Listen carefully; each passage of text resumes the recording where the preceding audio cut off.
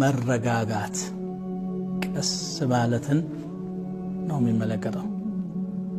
መቸኮል የሸይጣን ስራ ነው ይላል العجلة من الشيطان والتأني من الرحمن تدفع كشيطان ነው መረጋጋት ደግሞ ከአላህ ነው ለዚህ ብሎ አላህ ሰማያትና ምድርን 6 ቀን ውስጥ ነው የፈጠረው ከሱ ቁድራ አንፃር 6 ቀን አያስፈልገውም ኩን ብሎ ነው የሚያስገኘው انما امره اذا اراد شيئا ان يكون له ان يقول له كن فيكون بيفلق ሰማያትና ምድርን የሚያህል በሚሊዮን ቢሊዮን የሚቆጠር እኛ በመናውቀው መልኩ ዝም ብሎ ኩን ብሎ መፍጠር ይችላል የሱ ችሎታ ገደብ ስለሌለው ግን ስራ ላይ መረጋጋትን ሊያስተምረን 6 ቀን ፈጠረ ይላሉ ዑለማዎች ምን ሰራው ነገር ላይ ችኩልነት ካለ ጥራት አይኖርም መበላሸት ይኖራል አብዛኛው አደጋ የሚከሰተው ከመቸኮል ነው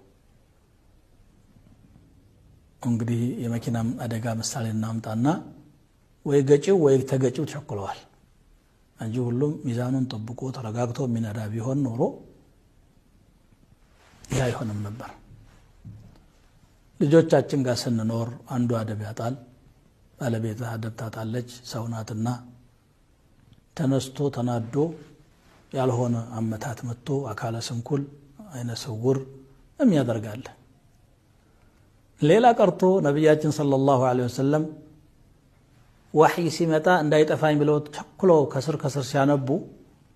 ولا تعجل بالقرآن من قبل أن يقضى إليك وحيه وقل رب زدني علما በቁርአኑ አትጣደፍ ወህዩ ተጠናቆ ሳይነገረህ በፊት ይልቁንስ ጌታዬ ዕውቀት ጨምረኝ ብለህ ተናገራል لا تحرك به لسانك لتعجل به ملاسهن አታንቀሳቅስ ለመጣደፍ ብለህ ረጋ ብለህ አዳምጥ ከልብህ እንዳይጠፋ አንተ ቀልብ ውስጥ መጠበቁ የኛ ኃላፊነት ነው إن علينا جمعه وقرآنه ስለዚህ ምን ሰራውን ነገር ለኸይር መቻኮል ማለት እየሮጡ መሄድ መክነፍ ማለት አይደለም ቅድሚያ ለኸይር መስጠት ማለት ነው ለዚህ ብሎ አላህ Subhanahu Wa Ta'ala وسارعوا إلى مغفرة من ربكم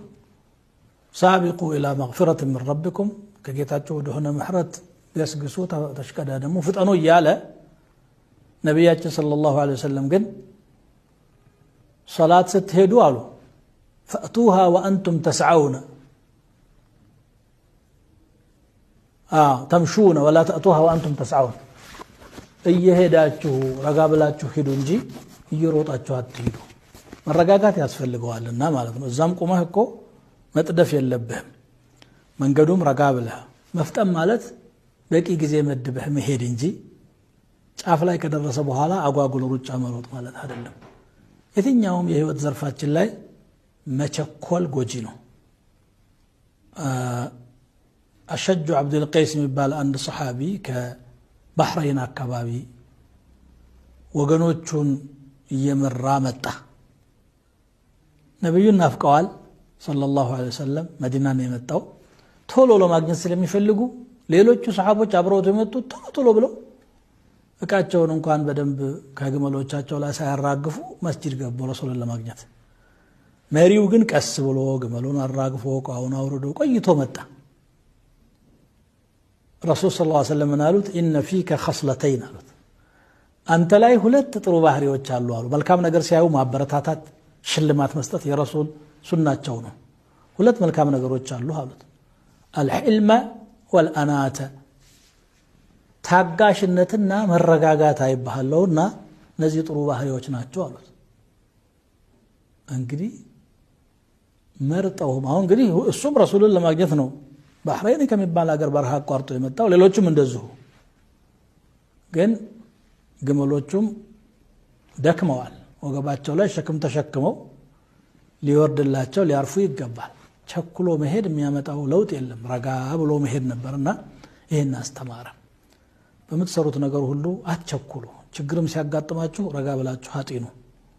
ደስታም ሲያጋጥማችሁ ከመጠን በላይ ፍንድቅ ብላችሁ እንትናት ብሎ ረጋ ብላችሁ ይወት ሁሉ ነገራችን ላይ ትዳራችን ላይ ንግዳችን ላይ ዒልም ስንፈልግ ረጋ ብለን እንግዲህ ረጋ ቅቤ ይወጣዋል ይላል የኛ ሀገር ሰው